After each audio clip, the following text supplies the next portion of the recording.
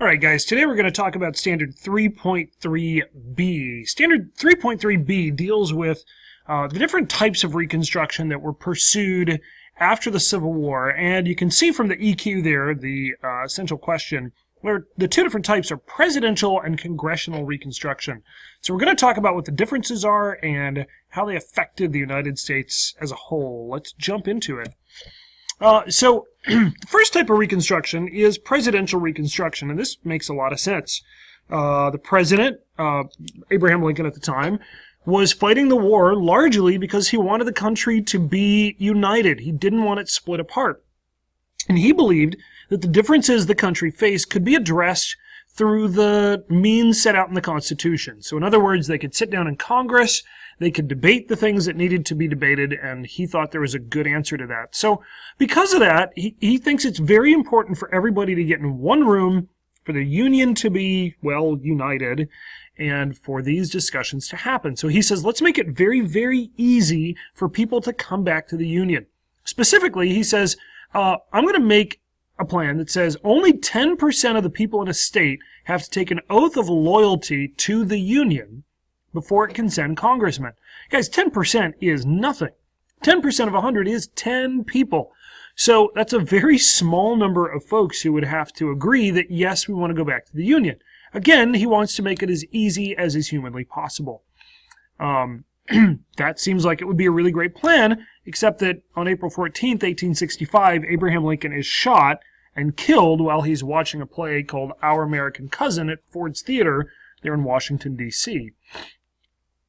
This is a picture of him being shot. Of course, that's John Wilkes Booth over there on the right with the gun.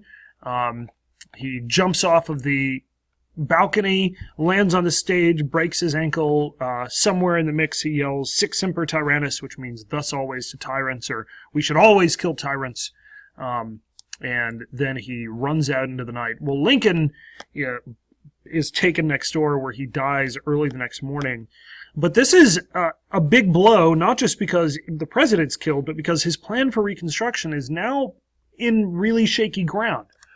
Now, the vice president is a man named Andrew Johnson. Andrew Johnson is actually a Democrat. Andrew Johnson, though, is going to continue the plan that Lincoln had. I mean, he didn't really plan on being president. He didn't have brand new policies. So he says, I'm going to do what Lincoln did, which is 10% of the people in a state have to swear allegiance to the Union, and if they do, they can come back. The one thing he adds to that is that he says if you're a wealthy planter or a Confederate leader, whether it's a government leader or a military leader, you had to personally ask Johnson for forgiveness. So this guy's a little bit different than Lincoln was, and he's not extremely popular. The South doesn't like this. They don't like being kind of treated like this. So they say, we're going to keep our way of life as much as we can, and they actually pass a series of laws that we mentioned in the last section called the Black Codes. The Black Codes, the goal of them is to replace the slave codes entirely.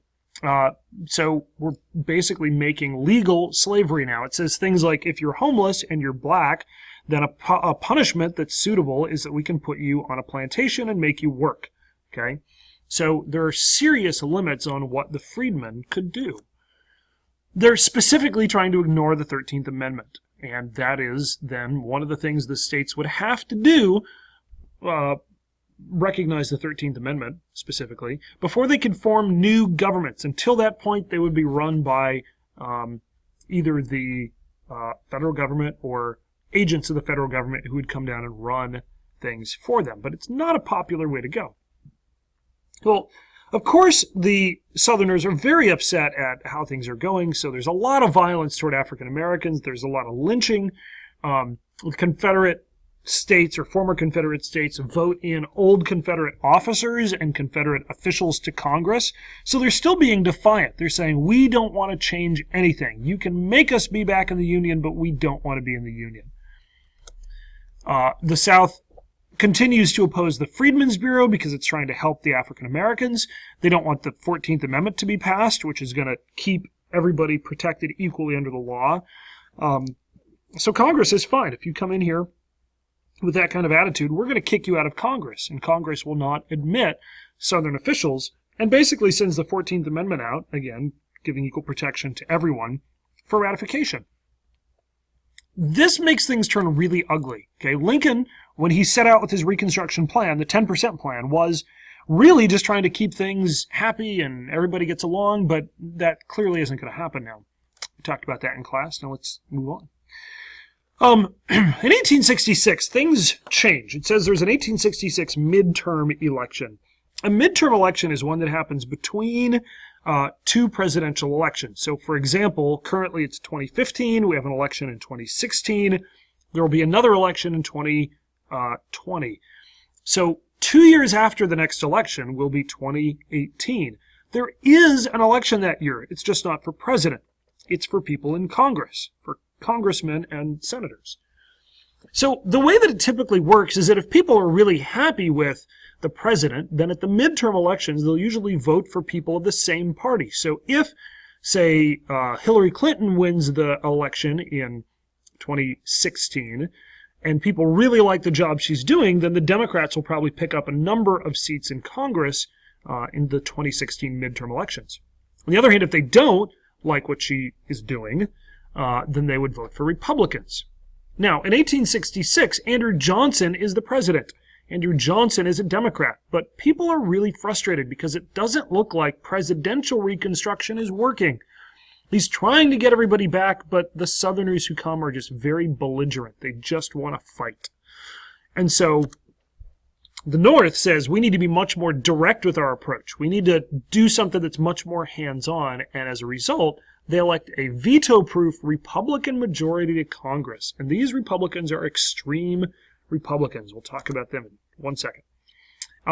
When they get elected, they say, see, the country wants us to protect the freedmen. We're going to do whatever we've got to do. And they pass a law that outlines a brand new plan for Reconstruction that looks a little bit like the Hunger Games.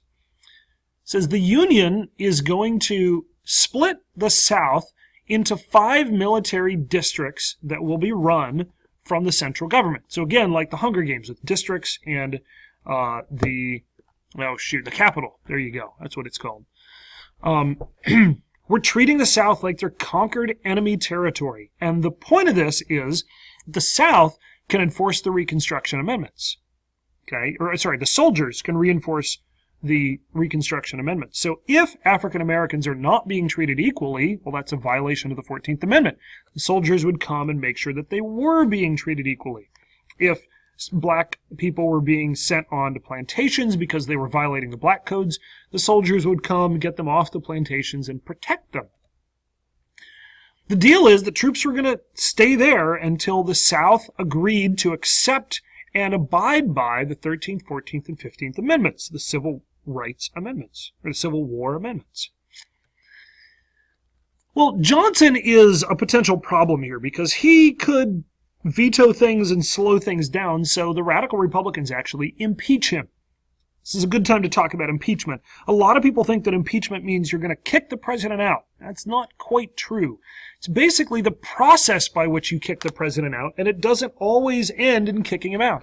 In fact, no president has ever successfully been kicked out of office, but presidents have been impeached. Johnson is the first. All this means is they're going to put him on trial to find out if he broke the law. Well, it's a kind of a complicated story, which we don't really need to get into, but Johnson is impeached. He's almost removed from office. He's only stays in by 1 vote. But the fact that it's that close shows that Congress is really not on his side. Because they're so extreme, we call these Republicans the radical Republicans because they have some pretty extreme views on how Reconstruction should go. So how does that actually work? How does that actually impact the southern state governments? Well, this slide shows us that many southern states had a huge population of freedmen. So one thing is going to happen right away. You remember the 3/5 compromise? That's going to disappear. The 3/5 compromise is no more, and now we're going to count every single one of those citizens, both white men and freedmen, equally.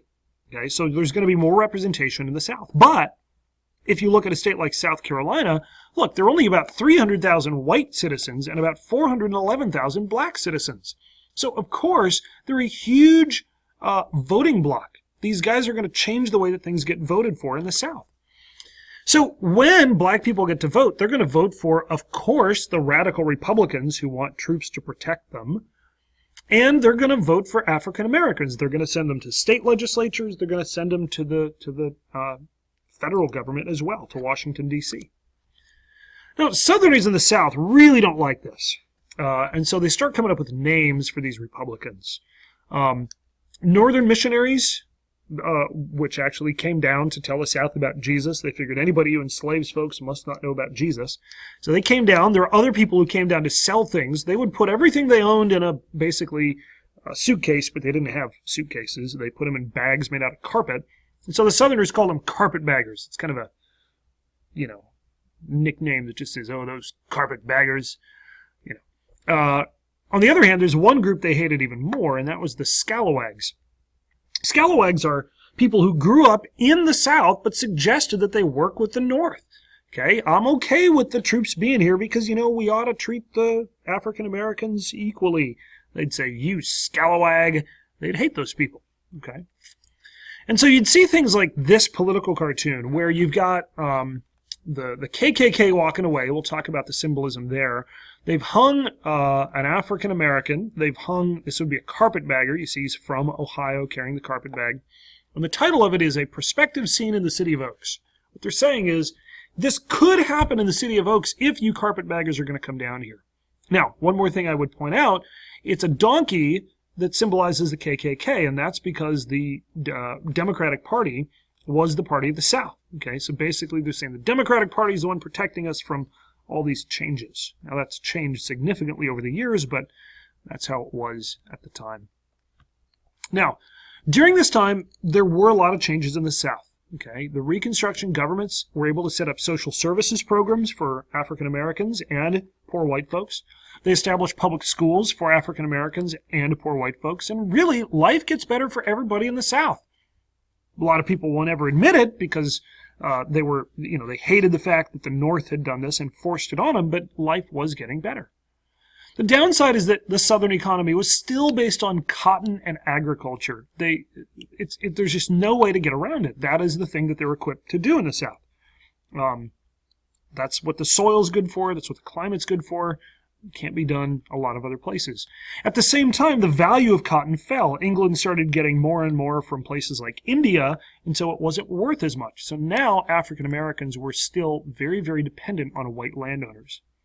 To make it really simple, life got better politically during Reconstruction for African Americans, maybe not so much after, but during. And socially, life got a little bit better. Now they're free, but they don't get better for them economically. They're still very, very poor. They're still oftentimes stuck on the farm. They're still sharecropping, and that's how things tended to go during Reconstruction. This is just a map that shows you where sharecropping happened in the South, and you can see that there was a significant amount of it right here in Greenville County, which is right about in there. Okay. Now, if you have any questions, as always, you can email me at ngallion@greermiddlecollege.org, or just stop by and see me. I'm always happy to talk to you about that. If there's anything I can do for you, let me know how I can help. In the meantime, I hope this has been helpful, and I'll see you next time.